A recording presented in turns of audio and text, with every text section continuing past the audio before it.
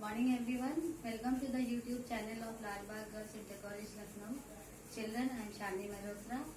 Today in English literature, we will read a very interesting story about the two great people, two abled people. One of them who is a scientist and the other one who is a journalist or a writer. Let us read the story, children. The story is A Visit to Cambridge. Cambridge is a university in England.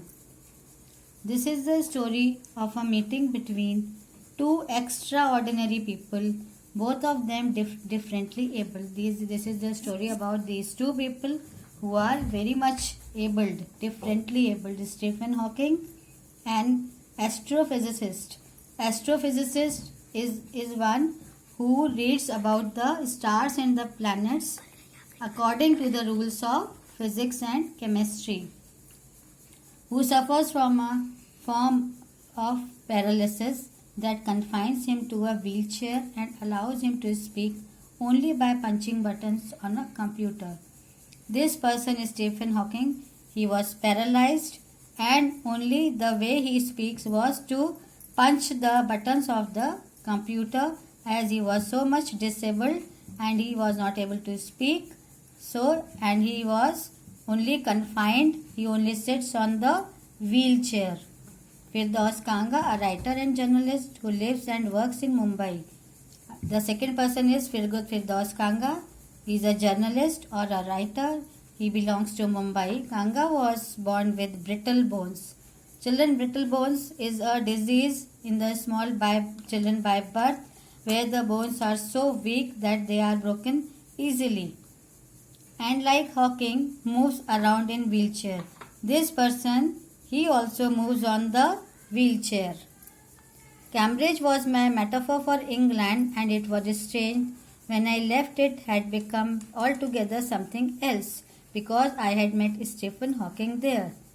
Now this Firdaus Kanga, he is saying that the base of his knowledge was built in Cambridge, and now he is going to meet Stephen Hawking. It was on walking tour through Cambridge that the guide mentioned Stephen Hawking, poor man who is quite disabled now, though he is a worthy successor of Isaac Newton, whose chair he has at the university. Stephen Hawking, he was a great scientist and belonged to Cambridge.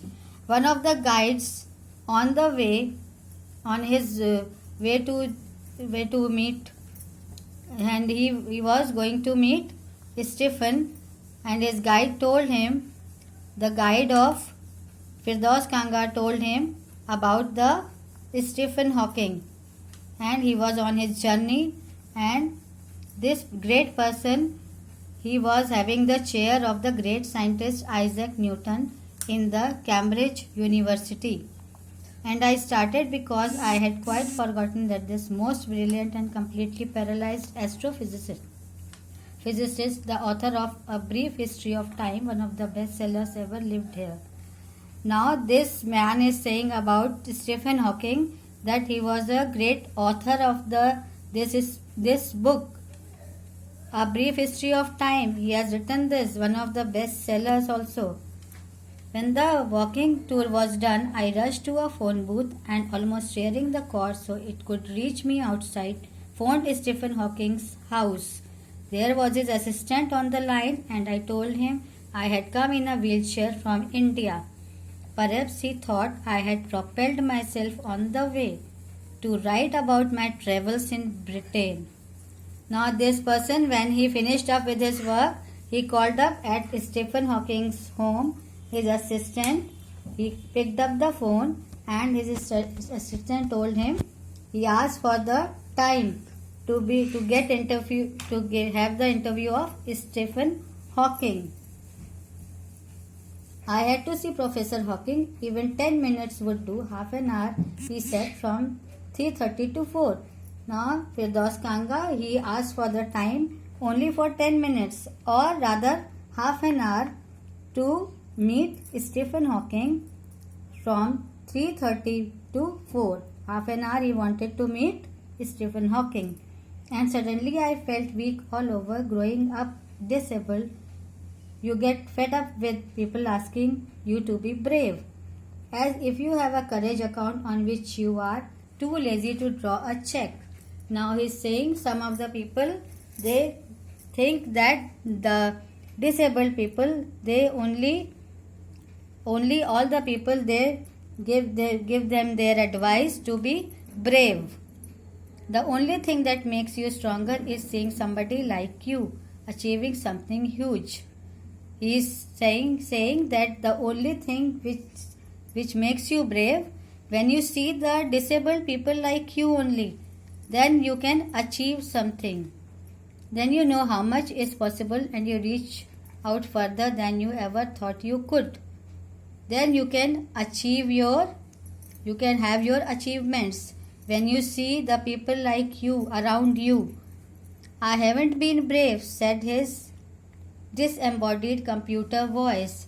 The next afternoon I have had no choice. Then he's saying the next afternoon, then I had to be look upon on my disembodied computer, the broken computer, which is giving me the voice. Surely I wanted to say, living creatively with the reality of his disintegrating body was a choice. Now they are the very creative persons and they are living with their disintegrating body, and this was their choice. In spite of their feeble body or weak body, they are doing something creative. But I kept quiet because I felt guilty every time I spoke to him, forcing him to respond. Now this journalist is talking with the Stephen Hawking and he is keeping quiet, and he thinks that he is forcing Stephen Hawking to respond. There he was, tapping at the little switch in his hand, trying to find the words on his computer with the only bit of movement left to him, his long pale fingers. Now this journalist can see how with great difficulty Stephen Hawking is putting the fingers on his disabled computer, and he is very much frustrated and exhausted. Children, the next remaining part of the chapter we will discuss in the next video, and till then, have a good day. Goodbye, children.